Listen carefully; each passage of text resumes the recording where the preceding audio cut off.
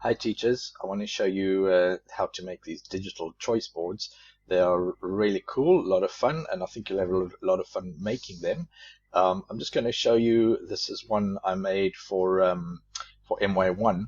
Now, it has these little elements on it. There's a link to ManageBack, there's a link to the school website, a link to Google form questions to answer that I had, and I'll just show you really something cool. So during the presentation, they don't have to present this. They could just look at the slideshow and do the links through the actual slideshow as well. I'll show you how that is done as well. So if you look at, I know some of the screen will be cut off here, but if you look at ManageBack, if they click on that, it'll take them to ManageBack. If they click on that, it'll go to the school website. But if they click on this, it will actually.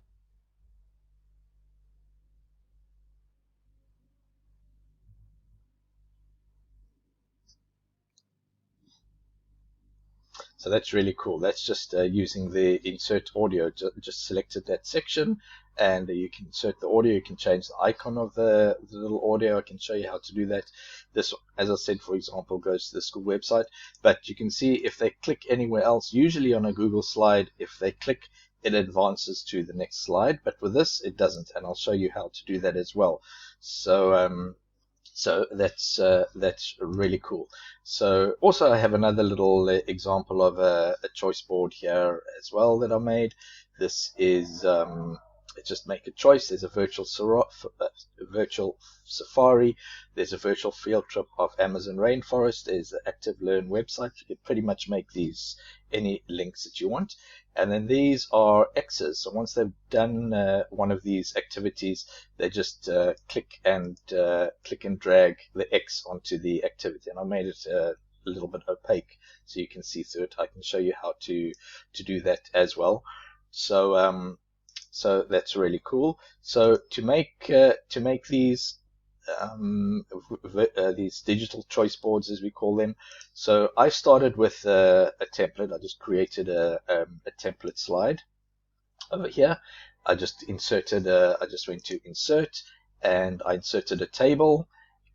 Just went to table, inserted the table. I just made it 3 by 3, but you could make it as big or as small as you want. And then with that table, you click on it, and you can change the color of the table, the color of the lines. So you can either fill it in. I just went to this is the border color here. I just made it 2 points, but you can make it as thick or as thin as you want. Just make sure you're selecting the whole table when you do that by clicking on the border of the table. Then just let's make it 4, for example. And so that will give you a nice looking table. And then what I did is this slide, I saved it, I downloaded it as a JPEG, and it's just this current slide. So you just go, you click on download, and then JPEG, and that will save it onto your computer. You can either save it onto your Google Drive or onto your computer as an image. And then what I did is in another slide, I just simply imported that image as a background. So that's what I did on this slide here. So that those grids, it's a background. So it's a template. So it can't be moved around because children are going to be clicking on this. So or you can make it so that they can't click anywhere on the slide. I'll show you how to do that.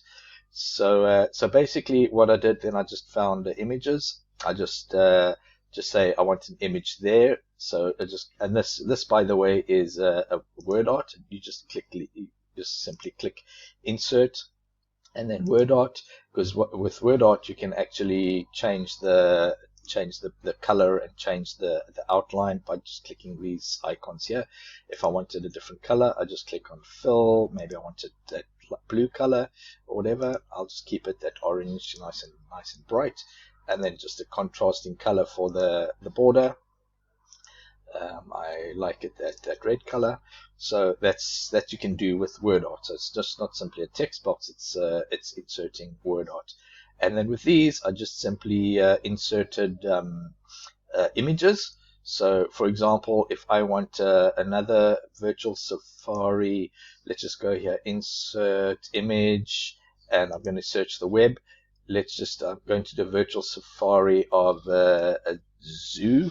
So we just click here, zoo, and we'll see what images Google finds for us. So these are all filtered already, free to use. So let's just say this one that we like. I'm just going to click on that and then click insert, and then it will insert it into my slide. Obviously it's very big, so you just resize it according to the size you want. I'm going to put it into that box there.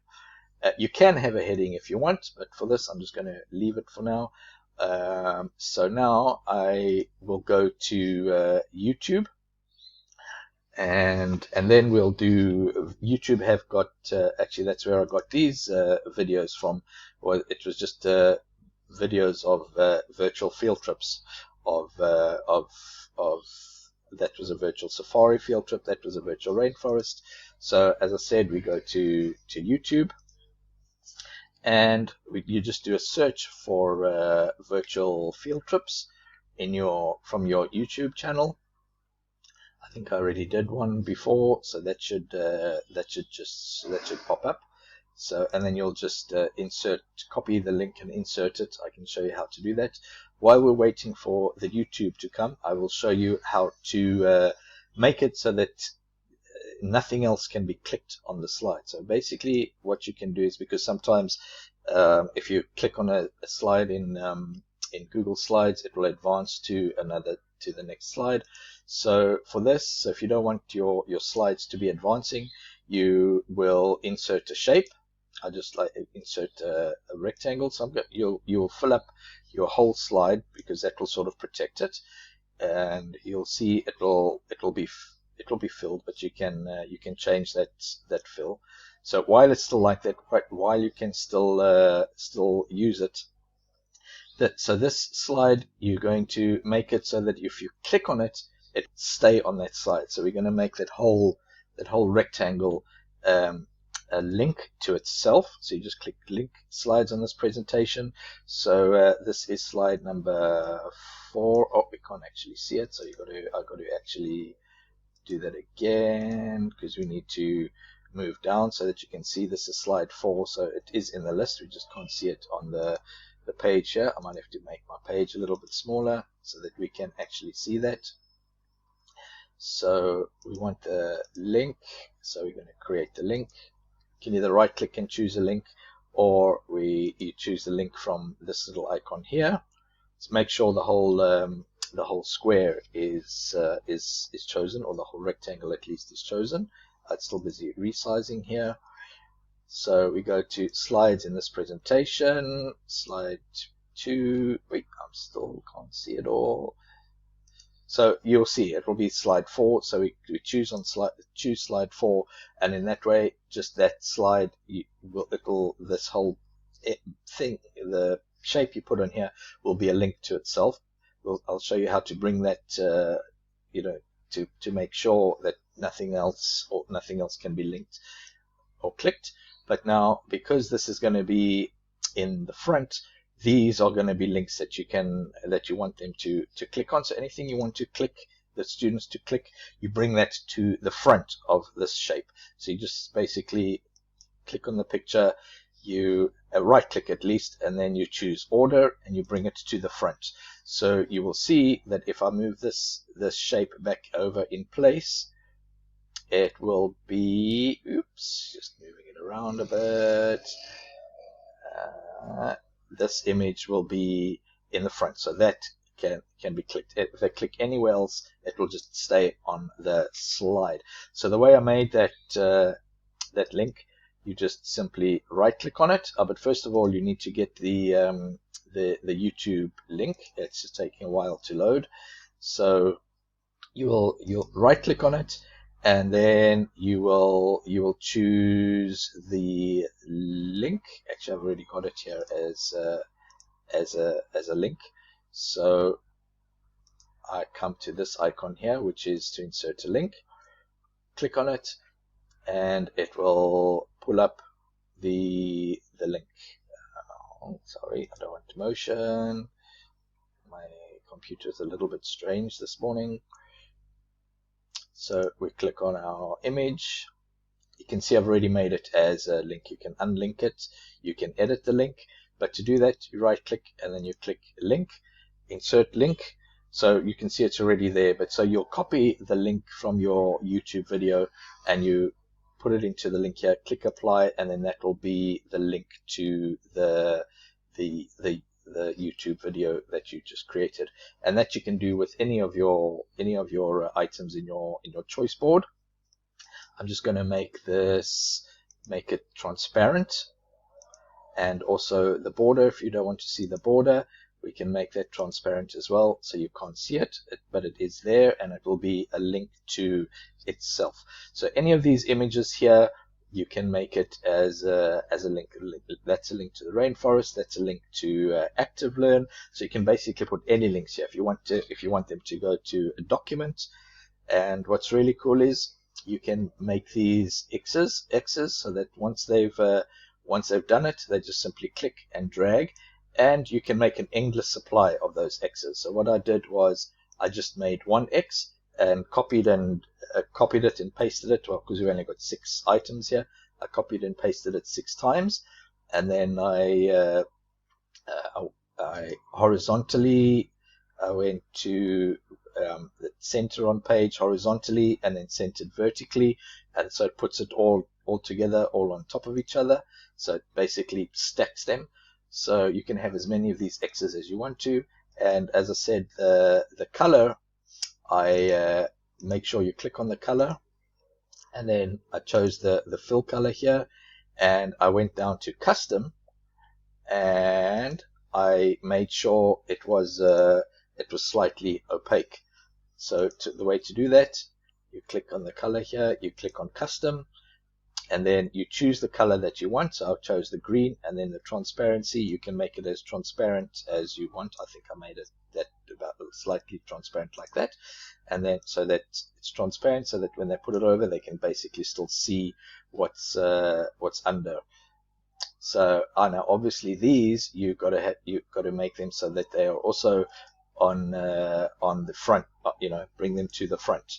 So all of these, you'll select them all, and so that's what you'll have to do before you do it, because you've made the box over it. You're gonna have to change those so that they're on the to the front. So so that's basically how you make these digital choice boards. It's all about giving the students a choice, giving them a selection of different activities, creating links. You can use the little icons. You can put the text. You can make links. Just to show you how to change the image when you insert the audio, which is a fairly new feature now.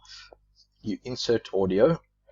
It will ask you which audio you want to insert. So it will look for, just as you insert an image, you can search, you can search YouTube, or if you've got something on your Google Drive, you've got audio files on your Google Drive, you can search for them. And then so any of these, I've chosen insert video. Sorry, it should be insert audio. Yeah, we want to insert audio. So it will look for audio files on your drive. So obviously you'll need to download them. So you just choose any audio files that you want here, and then you'll insert it. I'm just gonna choose this over here, for example, and then it will insert the little icon, a little audio icon. It says creating audio. Now, as you can see, it keeps it that audio icon, but you can actually change it. So I just found a picture of a radio. So to change it, you right click on it, and then you can click replace image. So you can either do, you can do from the camera, URL, photos, drive, search your web, upload from computer. So I had that little image of the radio, which I uploaded to my computer, and it automatically changed the size. You can resize it, move it to you want to, so that when that little icon is clicked, this will be really cool with little ones when you have a picture of an animal, and you can say which sound does this animal make. You can so if it's a tiger, for example, you can have a picture of picture of the or you just have the word, say what animal, what sound does a tiger make. Then you can have images. So if they click on the picture of the tiger, it will make the tiger sound. If you have a picture of a cat, it can make the cat sound, so that you can insert the audio and then just change this little icon to the picture that you want. So that's quite neat. So once again, I was saying this is just all about interactivity. You can use these either asynchronously or synchronously during your lessons. You can create this as a slideshow, and then you share it with your students. You can share it either as a view only, or you can share it for them to make a copy, and then they can edit it. So it really depends how you want them to use it. If you have them viewing these images, as a slideshow, they'll have to click on the image and then click on the link. Whereas if you just do a presentation, they can just click on these images and it will take them to the link straight away. So once again, just something new for you to try. And if you want help with doing this, I'm happy to create a simple one for you, and then you create the skeleton, and then you can just create and fill in the bits and pieces. Or if you want a choice board with a specific subject, just let me know, and I'll gladly share a presentation with you, and we can do it collaboratively over Zoom.